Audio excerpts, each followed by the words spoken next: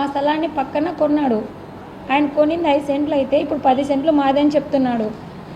మా స్థలంలోకి ఆయన గోడల్లోకి పగలగొట్టి మరి వాళ్ళ తమ్ముడిని, అన్నను, చెల్లెల్ని, వాళ్ళ కూతుర్ని వాళ్ళందరినీ పిలుచుకొని వచ్చి సిపిఎం పార్టీ సీను, చాన్ భాష వీళ్ళందరినీ పిలుచుకొని వచ్చి పక్కన వెనకాల నుంచి చాటుగా పెట్టి మరి ఆడోళ్ళను మా మీదకి ఒక్కసారిగా దాడి చేసినాడు. ఉండేది మేము 2 ఆడోళ్ళు, మాకెవరు మగదిక్కు లేరు.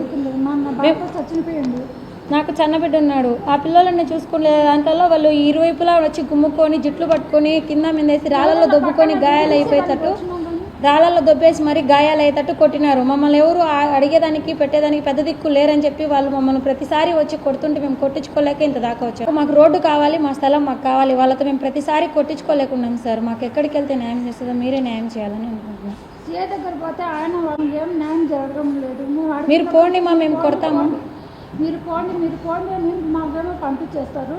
వాళ్ళు 20 మంది 30 మంది ఒక్కసారికి వచ్చేసి దాడి చేసేది మమ్మల్ని కొట్టండి సారు. మేము చూసి వస్తాం పాండి అని చెప్పేసి ఎంక్వైరీ చేసింది వచ్చి వాళ్ళు చేయడం తెలియదు కదా అని చెప్పింది. ఫస్ట్ ఒక 5 నిమిషాల తర్వాత మళ్ళీ వచ్చి వాళ్ళతో మా పిలిపించి మీ కాగితాలు తండి వాళ్ళ కాగితాలు తండి అని చెప్పింటారు. మేము కాగితాలు తీసుకుపోయినాం.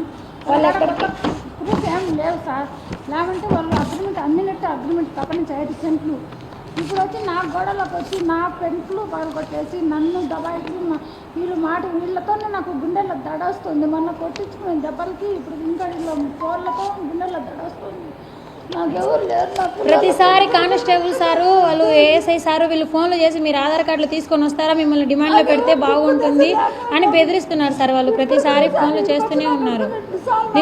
ప్రతి ఒక్కరూ తప్పనిసరిగా యూట్యూబ్లోకి వెళ్ళి కడప వార్తను లైక్ చేయండి, సబ్స్క్రైబ్ చేయండి.